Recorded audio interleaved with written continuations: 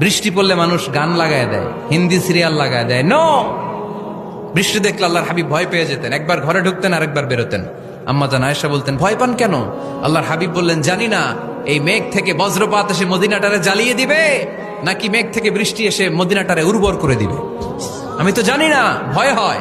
দোয়া করতেন, আল্লাহুম্মা আসকিনা গাইসান মুগীসান মারিআন মারিআন নাফিআন গায়রা দার আজিলান গায়রা আজিল। আল্লাহ, আপনি উপকারী বৃষ্টি দেন, এমন বৃষ্টি যেটাতে আমাদের রিজিক আছে, গবাদি পশুগুলোর রিজিক আছে।